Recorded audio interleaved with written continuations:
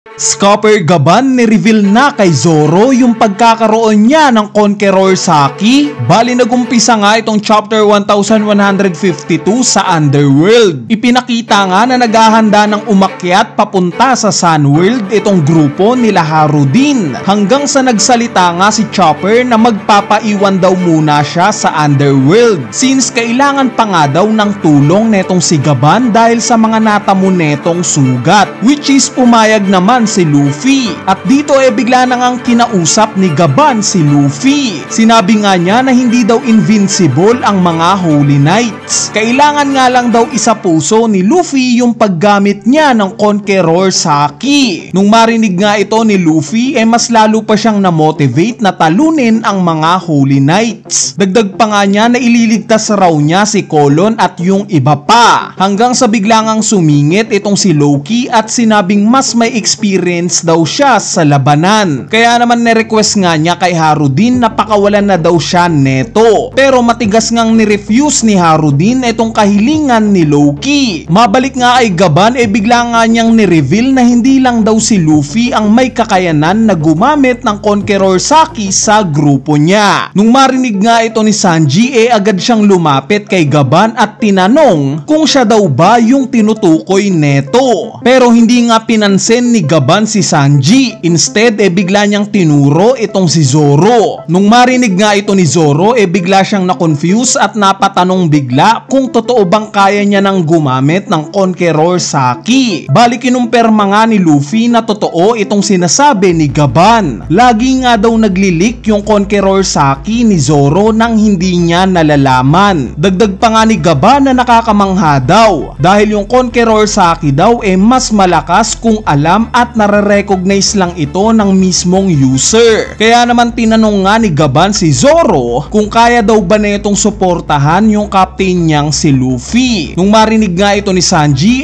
parang bigla siyang nagselos. Kaya naman tinanong nga niya si Gaban kung paano naman daw ba siya. Wala daw ba siyang Conqueror Saki? So bago pa nga makasagot itong si Gaban bigla na lang sumigaw itong si Loki. Tinanong nga niya si Harudin kung ayaw daw ba netong iligtas yung Elbaf. Bali sinagot nga lang siya ni Harudin na wala pa rin daw siyang tiwala kay Loki. Hindi nga daw nila alam baka mamaya bumaliktad pa itong si Loki kung pakakawalan nila ito. Nawala nga daw yung tiwala niya sa kapatid niya simula nung araw na yon. At dito namagitan na nga si Luffy sa pagtatalo ng magkapatid na to. Bigla nga niyang inaya si Loki na sumali sa Straw Hat Pirates. Ang rason nga ni Luffy sa pag-aya niya kay Loki para pakawalan na daw ni Harudin itong kapatid niya. Nung marinig nga nila Zoro at Sanji itong desisyon ni Luffy bigla silang umalma. Hindi nga daw kasya sa 1,000 Sunny itong si Loki ika ni Zoro. Hindi naman daw sasapat yung pagkain nila sa barko kung sasali sa kanila si Loki ika naman ni Sanji. Ang response nga lang ni Luffy wala daw siyang pakialam. Mukhang ayaw nga daw ng Elbaf kay Loki. Kaya naman siya na nga lang daw ang kukup-kup dito. Nung marinig nga ito ni Loki galit siyang tumanggi sa inalok ni Luffy at sinabing hindi daw siya magpapa-under kay Luffy. Bali sa sinabing ang to ni Luffy parang kinukonsider na ni Harudin na pakawalan si Loki. Gusto nga raw makitang lumaban ni Luffy itong si Loki.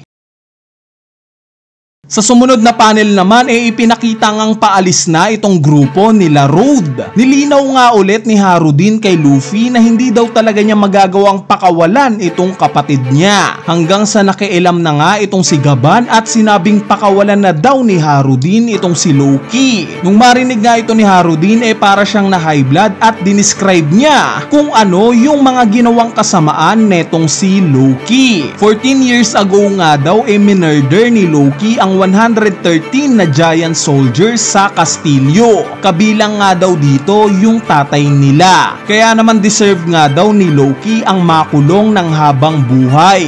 Yes, nag-agree naman si Gaban sa statement ni Harudin. Pero sa totoo lang daw nung araw na mangyari itong pinaparatang ni Harudin nandun daw sila mismo ni Shanks sa Elbaf. Hindi nga daw nila nasaksihan ang buong pangyayari. Pero present daw siya at si Shanks. Nung araw nga daw na yon may naramdaman siyang kakaibang haki. Nung marinig nga ito ni Harudin pinauna niya na itong sila Road paakyat sa Sunworld. At dito bigla na nga niyang pinagsalita si Loki. Tinanong nga niya ito kung ano daw ba talaga ang totoong nangyari 14 years ago. Ano daw ba ang totoong nangyari sa tatay nila?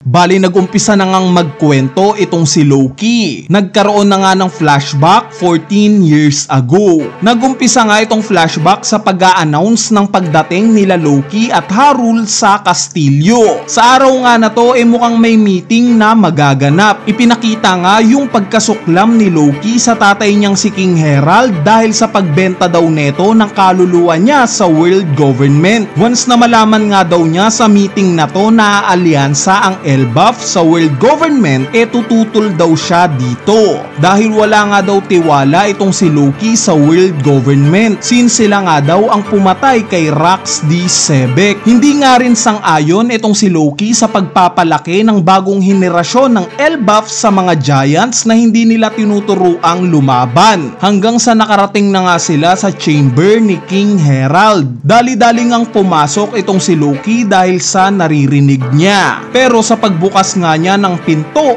laking gulat niya nang makita itong tatay niyang si King Herald na sabay-sabay sinasaksak ng mga soldiers nila. Similar nga kay Harul gulat na gulat rin sa nasaksihan niya. Sa sumunod na panel naman bigla ngang napunta yung scene sa Sunworld. Ipinakita nga itong sila Gaban at Shanks na sabay naliligo. Pinag-uusapan nga nila yung muling reunion nila matapos ang 10 taon na mamatay yung captain nilang si Roger. Inopen up nga ni Shanks kay Gaban na originally daw plano niya talagang bumuo ng pirate crew kasama si Buggy. Pero hindi nga daw yon natuloy. At dahil nga daw yan sa merong tadhana na gagampanan itong si Shanks ika ni Gaban. Meron nga daw nakalaan na landas para kay Shanks. Hanggang sa biglangang ipinakita itong si Ripley. Kinamusta nga niya yung tubig na pinagpapaliguan nila Shanks at Gaban. At syempre kinamusta na rin niya mismo si Shanks. Pagtapos nga ng kamustahan na to dito na kinausap ni Shanks si Gaban na meron daw siyang gustong kausapin kaya siya nandito sa Elbaf. Pero bago pa nga matapos sa pagsasalita si Shanks